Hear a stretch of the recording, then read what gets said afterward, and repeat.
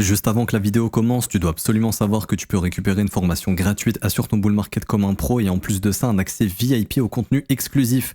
Défile dans la description de cette vidéo, clique sur le premier lien juste ici, clique sur obtenir gratuitement, remplis ce formulaire, trade sur notre plateforme partenaire BitGet et obtiens le contenu VIP qui te permettra de trader à mes côtés en suivant mes stratégies et un accès VIP sur mon Discord. Également, tu recevras automatiquement mon top 5 altcoin pour 2024. Tu peux retrouver une vidéo qui t'explique tout dans la description. Juste ici, bon visionnage.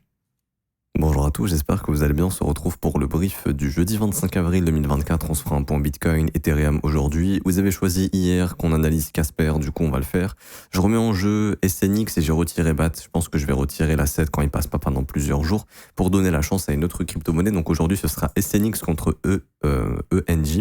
C'est à vous de décider pour l'analyse. Le commentaire qui reviendra le plus gagnera l'analyse. Alors, le Bitcoin qui a rompu la trendline, donc la fractalité haussière. Donc comme on a vu ensemble, je sais plus si je l'ai vu sur YouTube ou si je l'ai vu qu'avec les élèves, mais en tout cas hier, il y avait une trendline haussière qui s'est formée. En réalité, la trendline, c'est pas la chose la plus importante, c'est le comportement du prix. C'est-à-dire que le marché a créé une fractalité de creux ascendant qu'il a rompu sur ce mouvement baissier ici. Donc à partir de ce moment-là, on a de grosses probabilités d'aller chercher la base de la trendline, c'est-à-dire ici la base de l'impulsion haussière, et donc le Bitcoin a de grosses probabilités d'aller récupérer les stop-loss sous les 62 900 $. Ce qui sera important à surveiller sur le Bitcoin, c'est si d'ailleurs on vient chercher ces stop-loss là sous les 62 900, est-ce qu'il peut réussir à former un creux ascendant dans la zone de rechargement, ok, pour essayer justement de nettoyer les stops ici, trouver un creux ascendant et tenter de repartir au nord pour essayer d'aller récupérer les stops qu'on est en train d'accumuler aux 68 000 $. Ça reste toujours un objectif, ça reste toujours une zone à retravailler. Le Bitcoin peut toujours y aller. Maintenant, il va falloir retrouver de la force et tout simplement redéclencher quelque chose d'haussier, ce qui n'est pas nécessairement encore le cas pour l'instant sur ce flux qu'on est en train de passer. On est passé d'un flux haussier à un flux baissier.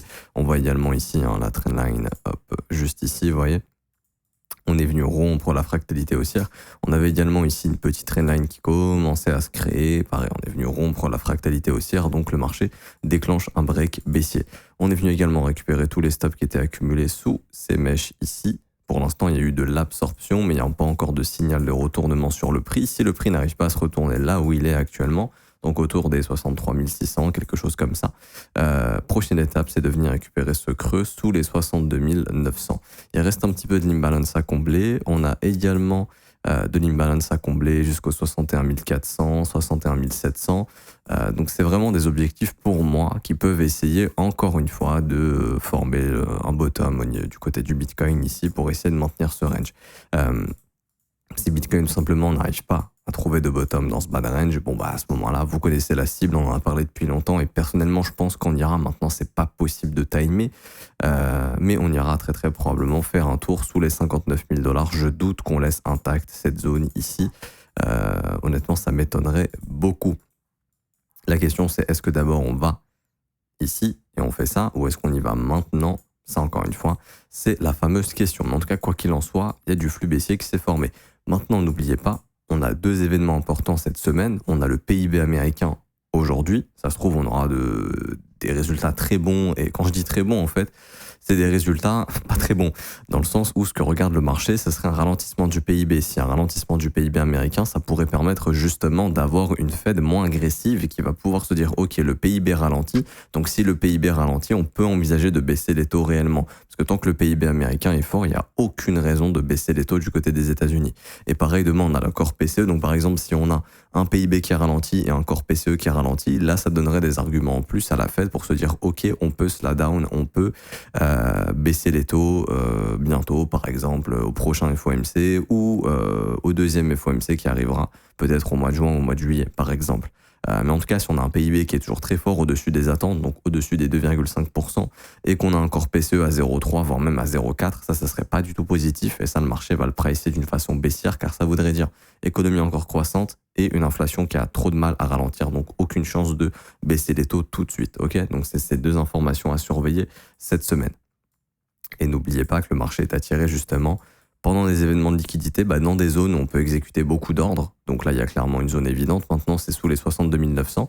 Et il y a une zone évidente aussi, c'est au-dessus du plus haut de l'indice de cette grosse zone de consolidation qu'on a gardé intacte au-dessus des 67 300 dollars. Mais là, vu comment le prix se comporte, et vu qu'on a cassé la trendline, on est censé aller chercher la base de celle-ci, hein, sous les 62 900. Donc tant qu'il n'y a pas de signal de force, je pense que c'est une question de quelques heures avant d'aller chercher cet objectif. Ensuite, on verra bien. Mais oui, en tout cas, retenez bien qu'on a vraiment des objectifs intéressants, 62 900.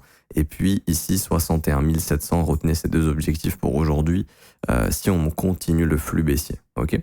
Pas plus de choses à dire pour ma part sur le Bitcoin. Donc quoi qu'il en soit, ça reste du range ici entre ces deux bornes. Hein. Donc en attendant qu'il y ait une vraie résolution ici sur le BTC. ETH est venu chercher le plus haut de lundi avant de faire le mouvement baissier, comme par hasard. Il n'y a pas de hasard ici. Hein. Vous voyez, le marché est venu déclencher avec une petite mèche le plus haut de lundi, ici, hop, juste ici, et puis boum, le marché descend. Donc l'objectif a été atteint, il fallait sortir les stops au-dessus du Monday High. Une fois que ça a été fait, réaction baissière immédiate. Donc là, il y a de gros poissons qui ont dû distribuer des positions. On y voit du volume immédiatement derrière. Donc là, il y a des gros qui en ont profité. La zone de stop reste intacte au-dessus des 3300. Pareil, ça on y reviendra plus tard quand on aura trouvé un bottom. Au niveau de la trendline sur Ethereum, également, il y a une rupture dans la fractalité, c'est-à-dire qu'on avait un creux ascendant, deux creux ascendants, trois creux ascendants, un quatrième ici, mais on est venu prendre le creux de la trendline, donc pour moi, ça m'invite à penser que le marché va récupérer toute la base de celle-ci et qu'il ne va pas bottom là où on est très probablement, mais il va bottom. Enfin, si on bottom, on bottomera plus bas. C'est-à-dire, comme Bitcoin, vous vous rappelez l'objectif des 62 700, si je dis pas de bêtises, Ethereum, prochain objectif, c'est de venir récupérer la base de la trendline et du coup de venir combler l'imbalance en horaire ici jusqu'aux 3069 $. Pour moi, c'est clairement l'objectif dans les prochaines heures. Ensuite, si jamais on n'arrive pas à bottom ici, prochain objectif, ce sera de venir récupérer toute cette zone de stop qu'on est en train de voir là, juste ici, hop, et de venir combler l'imbalance en horaire ici aux alentours des 2950-2970 $. Si ça tient pas, à ce moment-là, il y a de grosses probabilités de venir récupérer tous les stops dans le bas du range. Parce qu'en fait, le marché, ce qu'il a fait tout simplement, c'est qu'il est venu récupérer le haut du range. Donc, il a récupéré le bas du range si on bottom pas ici, au 3069 ou au 2960. Grosse probabilité d'aller chasser le lot des 2860 ici et potentiellement dans la foulée d'aller récupérer les plus bas sous les 2790 $. En tout cas, le fait que Ethereum, malheureusement, ait choisi de d'abord récupérer les stop-loss au nord, c'est pas le meilleur scénario. Il fallait d'abord récupérer les stop-loss au sud pour envisager un scénario haussier de cassure de range. Parce que là, on est en train de faire un peu la même chose qu'on avait fait ici. C'est-à-dire, j'ai mon range, ok. Ici, j'ai mes plus hauts. Tac, on est venu chasser les plus hauts, bam, cassure baissière. On est venu chasser les plus hauts et donc maintenant, on peut faire une cassure baissière. Éventuellement, c'est pour ça qu'il faut faire attention ici. Maintenant, je trouve suspect que le Bitcoin laisse autant de zones de stop derrière lui. C'est un peu bizarre, honnêtement. Pas plus de choses à dire pour moi sur Ethereum non plus. Pour l'instant, je vois pas encore vraiment de signal de bottom ici. Et pareil, hein, faites attention, mais jeudi, vendredi, les marchés peuvent bouger beaucoup à cause des événements que je vous ai donnés. Donc PIB, Core PCE, ça va vraiment bouger pas mal. Donc faites attention à ce niveau-là. J'en profite pour vous faire un point rapide sur le Nasdaq. Je sais plus si on l'avait vu ensemble, mais si on avait dû le voir ensemble, on était dans une zone intéressante, c'est-à-dire qu'on était venu chasser les stop-loss de la trendline haussière ici. Vous voyez, pareil, on avait une petite trendline haussière. Une fois qu'on a rompu la fractalité de celle-ci, donc avec ce creux, l'objectif c'était de venir chercher la base, chose qu'on est venu faire. Et du coup, il y avait une zone intéressante, imbalance de bougie vectorielle, ça peut maintenir le prix. Il y a eu un rebond. Maintenant, si on casse cette zone, ça nous maintient bien que le flux est assez baissier sur le marché américain et qu'on aura une jambe baissière supplémentaire. Il faut savoir aussi qu'aux États-Unis, on a les earnings des entreprises cette semaine, PIB, Core PCE, donc vraiment on est chargé en termes d'événements de liquidité. Et simplement, si le Nasdaq perd cette zone des 17 000 points, je dirais, personnellement, je pense qu'on ira récupérer le plus bas ici, sous les 16 335. Donc ça voudrait dire qu'on a encore une chute du marché US. Si on a de la pression vendeuse du côté du marché US, on aura encore de la pression vendeuse du côté des assets à risque, dont le marché crypto. Et ce qu'il faut savoir aussi du côté du marché crypto, j'en ai parlé, mais si jamais le Bitcoin rebondit mais qu'il n'y a pas d'inflow sur les ETF, c'est assez suspect et c'est dangereux. Et là, quand on regarde un petit peu les inflows sur les ETF, on est en train de voir que hier, il y a eu 120 millions de dollars de net flow négatif. Ça veut dire quoi? Ça veut dire que du côté de BlackRock, il n'y a pas eu d'inflow du tout. BlackRock n'a pas du tout acheté de Bitcoin Bitcoin parce que leurs clients n'ont pas du tout acheté de Bitcoin. Il n'y a pas eu de rentrée d'argent sur l'ETF de BlackRock hier. Et du côté de GBTC, on est à moins 130 millions. Donc GBTC, eux, ils ont encore vendu. Il y a eu de l'offre en fait du côté des ETF et donc du coup, ils ont vendu du Bitcoin tout simplement, et c'est ce qui fait ce qui nous fait un net flow négatif. Et quand on voit justement le net flow du côté de Bitcoin, on voit que les inflows ont vraiment diminué, que les outflows ont diminué aussi, mais qu'ils sont prédominants. Donc on est en train de nous indiquer qu'on a plus de ventes du côté des ETF que d'achats. Donc c'est ce qui crée de la pression baissière. Et donc ce marché en fait nous a fait un rebond pour aller récupérer les stops au-dessus du Monday High, puisque c'était une zone à déclencher. Mais en vérité, il n'y a pas vraiment beaucoup de demandes actuellement, donc la pression vendeuse peut continuer sur le Bitcoin tant que ces ETF-là continueront de vendre, parce que il y a eu de la demande, mais si maintenant il y a de l'offre, ça crée de la pression vendeuse et de la pression baissière sur le Bitcoin. Et du coup, vu que le marché américain aussi recule, on a une pression vendeuse sur les assets à risque. Le Bitcoin est considéré comme un asset à risque et pas comme une valeur refuge. On le voit avec ces gestionnaires de fonds justement qui vendent les ETF. En tout cas, il n'y a plus d'inflow du côté de BlackRock, etc. Donc on voit que les institutions n'ont pas envie d'acheter de l'asset à risque et donc elles n'achètent pas de Bitcoin parce qu'on est dans un environnement où on vend les assets à risque actuellement. Et du coup, pour finir, Casper, ça fait très longtemps qu'il est dans ce range. À un moment donné, il finira par aller le chasser et pour moi, on a de très très grosses probabilités d'être dans un schéma d'accumulation potentiellement Wyckoff. C'est-à-dire que grosso modo, on est dans un range, mais il va falloir faire ce qu'on appelle le spring. Pour ceux qui connaissent un petit peu Wyckoff, j'en ai parlé plein de fois. Le spring, c'est la phase baissière où on fait peur à tout le monde en cassant le support qu'on maintient depuis très très longtemps pour ensuite faire le mouvement haussier. C'est exactement ça. Il y a un range, on maintient les creux ici, on casse le support, on va dessous, ensuite on le réintègre et on fait le spring. Est-ce que je peux vous trouver un meilleur schéma? Voilà, comme ceci, vous voyez. Le spring, c'est la prise des stops sur le support. Tout le monde panique ici, tout le monde vend parce qu'en fait, ça fait un plus bas. Au bout de 2 ans, 3 ans, les gens disent bon, le projet est mort, vendent. Et en fait, ici, on récupère tous ces vendeurs ici. Et hop, le train est déchargé et là, on repart dans l'autre sens. Donc, je m'attends à ce que Casper nous fasse un mouvement ici avec beaucoup de volume. C'est-à-dire une phase de panique peut-être assez violente.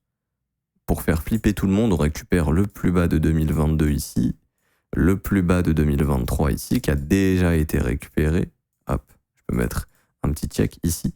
Et tout simplement, là, le plus bas de 2024 qu'on est en train de former, mais du coup, on viendra récupérer le plus bas de 2022. Psychologiquement, les investisseurs vont commencer à être dans le mal, puisque au bout de 2 ans, quand même, tu te dis, ok, on a fait un plus bas au bout de 2 ans, c'est bon, ça performera jamais, c'est le moment de vendre. Alors que voyez, notre indicateur nous dit clairement qu'on est dans une phase d'accumulation.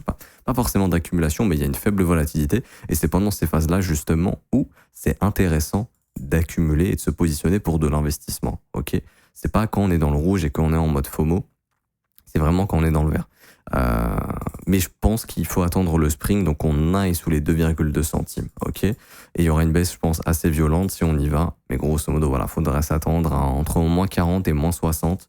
Comme ça, on fait le spring de Wyckoff ici. Une fois que ça s'est fait, tout le monde panique et le signal, c'est quand on regagne ça en zone de support. Au moment où on regagnera ça en support, là, il y a le signal qu'on a probablement trouvé le bottom. Et là, Casper commencera à se rediriger probablement vers les sommets et au minimum, on redistribuera le prix, je pense, dans la zone des 6 centimes à 7 centimes. Donc, c'est-à-dire qu'en fait, il y a possibilité d'en choper entre, allez, je vais vous donner une grosse tranche, mais entre 1,5 centime et grosso modo 2 centimes, ok, et de redistribuer ça dans un premier temps facilement aux environs des 6 centimes, donc ça fait déjà un fois 3,3, et puis après, si le projet s'apprécie, ça peut être sympa. Le problème de Casper, c'est qu'il y a eu beaucoup d'inflation, donc le market cap est assez élevé comparé au prix qui n'a pas trop bougé. Toute la phase d'inflation est passée, donc maintenant il faut absorber tout ce supply justement qui a été déclenché sur le marché ici. Et par exemple, si vous voulez investir à un bon prix, vous regardez à quel prix a été vendu la seed, c'est-à-dire les investisseurs au début du projet avant qu'il soit lancé ont pu acheter des tokens. Ils ont pu acheter par exemple à 1,5 centime et le public price était à 3 centimes. Mais en tout cas, ceux qui ont investi dans le projet avant sa sortie, ici à l'époque, donc en 2020-2021, on voit qu'ils ont acheté à 0,01, 0,015, 0,015, ok. Donc, il y a de grosses probabilités que Casper n'aille pas sous cette zone parce que eux, ils ont aucune raison de vendre à ces prix-là. Donc, c'est pour ça, plus on se rapproche de cette zone, plus c'est une zone hyper intéressante à acheter, ok. Si vous croyez au projet, bien évidemment, car c'est ici que ceux qui ont acheté avant que le projet sorte, en gros, ils ont acheté dans cette zone majoritairement. Donc, s'il y a le spring et qu'on vient ici, eux, ils n'auront aucune raison de vendre puisque c'est à leur prix d'achat. Okay, donc dès à ce moment-là, les vendeurs vont se calmer et ensuite c'est ce qui fait qu'on pourrait potentiellement se réapprécier. Donc ça, c'est un peu le schéma à mon avis qui est attendu sur Casper. Donc la chute n'est pas finie. Je pense qu'au minimum, il nous reste encore un bon moins 30% à manger au cours des prochaines semaines, prochains mois. Et quand on fera le spring, on aura probablement notre bottom. Après, pour les objectifs haussiers, crescendo, mais dans un premier temps, je pense que ça sera 6,3 centimes. Ensuite, ça pourrait être les 11 centimes, et ensuite, on verra bien, honnêtement, s'il en a encore, s'il y a encore du jus haussier ou pas. Je m'arrête ici pour aujourd'hui, j'espère que ça vous aura plu. Si c'est le cas, n'hésitez pas à laisser un pouce bleu, vous abonner si ce n'est pas déjà fait. Également, vous avez une formation gratuite qui vous attend en commentaire épinglé. N'hésitez pas vraiment, ça va vous apprendre plein de choses, ça va vous donner un plan pour le bull run en plus de ça. Premier lien, commentaire épinglé, formation gratuite, vous remplissez le formulaire, ça va vous prendre 2 minutes et vous aurez la formation gratuite dans votre boîte mail. Ensuite, ceux qui veulent rejoindre le VIP, avoir des vidéos exclusives, du contenu exclusif, un suivi dans le Discord, à obtenir le statut VIP dans le Discord et également obtenir très très bientôt une grosse feature, ce qui arrive, on va essayer de vous teaser ça cette semaine parce qu'on est au bout du projet.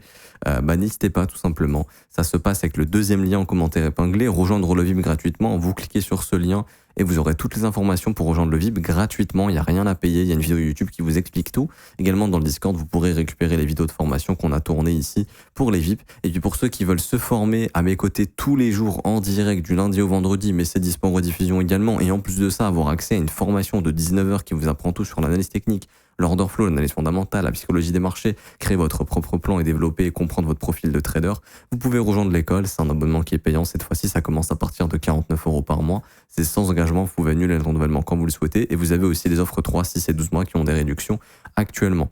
Voilà, tout simplement, pour rejoindre l'école, c'est le 4e lien en commentaire épinglé. Rejoindre l'école, école.tronfzco.com. Si ça vous intéresse, n'hésitez pas à nous rejoindre. Et puis, vous pouvez annuler votre renouvellement quand vous le souhaitez, si jamais. Je m'arrête ici. Bonne journée à tous. On se retrouve demain. Ciao, ciao.